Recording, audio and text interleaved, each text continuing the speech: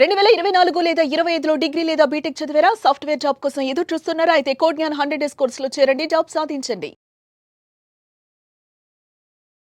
నమస్తే, welcome to Suman TV. నేను మీ anchor Shri.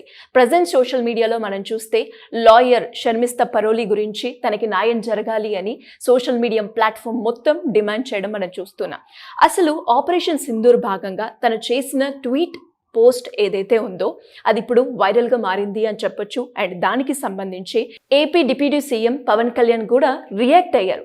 అసలు చేసిన పోస్ట్ ఏంటి, అందులో ఏముంది, ఎవరి లాయర్ షర్మిస్తా పరోలి, వీటన్నిటి గురించి ఈ రోజు మనతో షేర్ చేసుకోవడానికి హైకోర్టు అడ్వకేట్ అలగిరి రవీంద్రనాథ్ గారు ఉన్నారు. వారిని అడిగి తెలుసుకుందాం.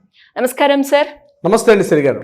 సార్, ప్రజెంట్ సోషల్ మీడియా ప్లాట్ఫామ్లో మనం చూస్తే లాయర్ షర్మిస్తా పరోలి ఆపరేషన్ సింధూర్ భాగంగా చేసిన పోస్ట్ ఏదైతే ఉందో వైరల్గా మారింది అని చెప్పొచ్చు.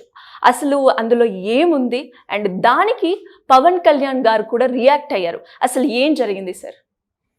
ముఖ్యంగా ఈ ఇష్యూ సంబంధించి ఏదైతే గడిచిన 2 రోజులుగా నడుస్తున్నటువంటి ఈ వివాదానికి సంబంధించి పవన్ కళ్యాణ్ గారు ఒక రాష్ట్ర డిప్యూటీ సీఎం హోదాలో ఆయన ఏదైతే స్టేట్మెంట్ ఇచ్చారో నిజంగా ఆయన్ని మనం అభినందించవచ్చు చెప్పొచ్చు. అంటే కొన్ని వివాదాస్పద విషయాలకు సంబంధించి చాలామంది ఒక రాజకీయ నాయకుడిగా వెనక్కి తగ్గుతారు. ఉన్నటువంటి పరిస్థితుల్లో కొన్ని వ్యక్తిగత అభిప్రాయాలు ఉండేటప్పటికి కూడా రాజకీయ కోణంలో ఆలోచించేటప్పుడు మనకెందుకులే ఈ విషయాలని చెప్పి ఎవరు నిమ్మక నీరెత్తినట్టుగా ఉండే అవకాశాలు ఉంటాయి. కానీ ఈ కాస్త వివాదాస్పదంగా ఉన్నటువంటి ఈ విషయానికి సంబంధించి డిప్యూటీ సీఎం గారి హోదాలో పవన్ కళ్యాణ్ గారు మాట్లాడిన మాటలు ఏవైతే ఉన్నాయో నిజంగా ఆయన అభినందించే విధంగా చెప్పుకోవచ్చు. ఎందుకు ఈ విషయం నేను చెప్తున్నానంటే ఆయన మాట్లాడిన మాటలు ఈ కేసుకు సంబంధించి సెక్యులరిజం అనే వర్డ్ ఉద్దేశించి ఆయన మాట్లాడారు. సెక్యులరిజం అనేది 2 మార్గాలుగా ఉండకూడదు, ఎవరికైనా ఒకటే న్యాయం ఉండాలి. సమాజంలో మనం ఒక సెక్యులరిజం మాట్లాడుకునేటప్పుడు ఒకరికి ఇలా వర్తించడం ఒకరికి అలా వర్తించడం 2 మార్గాలుగా ఉండకూడదు. సమాజంలో సెక్యులరిజం ఉంది, అన్ని వర్గాలకు కూడా సెక్యులరిజం భావన వర్తింప చేయాలి, దేశం అంతా కూడా ఒకే విధంగా ఉండాలి అని ఆయన ఇచ్చిన విధానం. అంతేకాకుండా కంగనా రనౌత్ సినిమా హీరోయిన్ అంటే కంగనా రనౌత్ గారు కూడా దీని గురించి స్పందించారు, రియాక్ట్ అయ్యారు, మాట్లాడారు. అసలు ఈ షర్మిస్తా పరోలి ఎవరు, ఏమిటి సంగతి, ఏమిటి కథ అన్నది నేను వివరించే ప్రయత్నం చేస్తాను శ్రీ గారు. షర్మిస్తా పరోలి అన్నటువంటి అమ్మాయి యాక్చువల్గా పూణేలో ఉన్నటువంటి సింబియాసిస్ యూనివర్సిటీ నుంచి 4th ఇయర్ చదువుతుంది, లా గ్రాడ్యుయేట్. ఈమె యాక్చువల్గా తను ఏం చేశారంటే ఈ గ్రాడ్యుయేట్ చేస్తుంటే ఈమె యాక్చువల్గా ఉండేది గురుగ్రామ్లో ఉంటారు. అట్ ద సేమ్ టైం కలకట్టాలో కూడా ఈమె ఉండే అవకాశం కూడా ఉంటుంది ఈవిడ. అయితే ఈవిడ ఏం చేశారంటే ఆపరేషన్ సింధూర్ అన్నటువంటి సిచ్యువేషన్ మనం గడిచిన 2 నెలలుగా మనం చూసాం. ఆపరేషన్ సింధూర్లో భాగంగా మే 13వ తారీఖులో ఒక సోషల్ మీడియా ఇన్ఫ్లుయెన్స్, అది కూడా ఈవిడ యాక్చువల్గా ఒక సోషల్ మీడియా ఇన్ఫ్లుయెన్సర్, అంటే ఇన్స్టాలో ఉంటూ సోషల్ మీడియా ఇన్ఫ్లుయెన్సర్గా ఈవిడకి చాలా మంది వ్యూవర్షిప్ కూడా ఉందన్నమాట. దీనిలో సంబంధించి ఆపరేషన్ సింధూర్ సంబంధించి పాకిస్తాన్లో ఉన్నటువంటి ఒక నెటిజన్ ఈవిడగా క్వశ్చన్ చేస్తే దానికి ఆవిడ సమాధానంగా ఒక పోస్ట్ పెట్టారు. ఆ పోస్ట్ ఏంటంటే మహమ్మద్ ప్రవక్త ఎవరైతే ఉన్నారో 72 సార్లు స్వర్గంలో ఉండడం కాదు, మీ దేశం ఉగ్రవాద దేశంతో మీరు సతమతమైపోతున్నారు. ఈరోజు భారతదేశంలో ఇంకా మేము అంతా ఇంకా గాంధీల స్థాయిలో ఉన్నామనుకుంటున్నారేమో, ఇంకా మేము గాంధీలం కాదు, ఆపరేషన్ సింధూర్ మీద మేము ఎలా రియాక్ట్ అయ్యామని చూశారు కదా అని చెప్తూ భారతదేశం మీద ఉన్నటువంటి అభిమానంతో కొన్ని విషయాలు ఆవిడ పోస్ట్లో షేర్ చేసుకోవడం జరిగింది.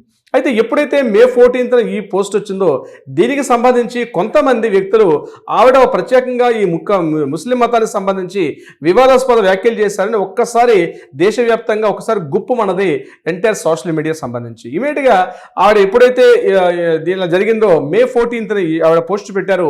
మే 15వ తారీఖున ఆ పోస్ట్ని ఆవిడ బ్యాక్ చేసుకుంటూ ఇమీడియట్గా ఆవిడ ఎవరైతే దీనికి మనోభావాలు దెబ్బతున్నాయో వాళ్ళందరికీ సారీ చెప్పడం కూడా జరిగింది. అయితే దీనికి సంబంధించి కలకట్టాలో ఉన్నటువంటి గోల్డెన్ రీచ్ పోలీస్ స్టేషన్లో పోలీసుల మీద ఎఫ్ఐఆర్ నమోదు చేశారు.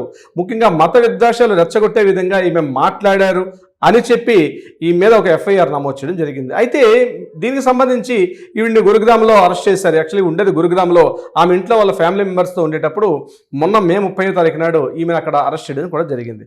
అరెస్ట్ చేసి ఈమెను తీసుకుని అలీపూర్ కోర్టులో కలకట్టాలో ఉండి, అంటే ఇది యాక్చువల్గా అలీపూర్ కోర్టు కిందకు వస్తుంది, ఇక్కడ గోల్డెన్ రీచ్ పోలీస్ స్టేషన్ ఉంది. సో అలీపూర్ కోర్టులో నిన్న ఆవిడ ప్రవేశపెట్టినప్పుడు 14 రోజుల పాటు ఆవిడ రిమాండ్లో తీసుకోమని చెప్పి కోర్టు ఆదేశాలు ఇవ్వడం జరిగింది. ఆవిడ బహుశా ఈ రోజు నేను అనుకుంటాను రిమాండ్లో కూడా వెళ్ళడం జరిగింది. అయితే దీనికి సంబంధించి యాక్చువల్గా ఏంటంటే ఇది ఒక ప్రత్యేకంగా కొన్ని మతం సంబంధించి, ముఖ్యంగా ముస్లిం మతానికి సంబంధించి ఈ మహమ్మద్ ప్రవక్త 72 సార్లు స్వర్గం వాళ్ళ మత సిద్ధాంతాలు ఉంటుంది. అయితే ఆవిడ మళ్ళీ ప్రత్యేకంగా చెప్పారు, నేను నిన్న పెట్టడం జరిగింది, అది కూడా పాకిస్తాన్కి నేను ఇండియాకి సపోర్ట్గా మాట్లాడాను. ముఖ్యంగా భారతదేశంలో మేము ఇంకా గాంధీలం కాదు, మాలో చాలా మంది దేశభక్తి ఉంది, ఆపరేషన్ సింధూరే మీకు, మీ దేశం మాత్రం ఉగ్రవాద దేశంగా ఉందని చెప్పి నేను ఇండియాకి సపోర్ట్గా పెట్టానని కూడా ఆవిడ వివరణ ఇచ్చుకున్నారు. అయినప్పుడు కూడా ఎఫ్ఐఆర్ నమోదైంది కాబట్టి ఎఫ్ఐఆర్ నమోదుగా దాని తగ్గట్టుగా ఆవిడ అరెస్ట్ చేసి రిమాండ్ కోర్టులో ప్రవేశపెట్టారు. కోర్టు 14 రోజుల పాటు ఆవిడకి రిమాండ్ ఇవ్వడం జరిగింది.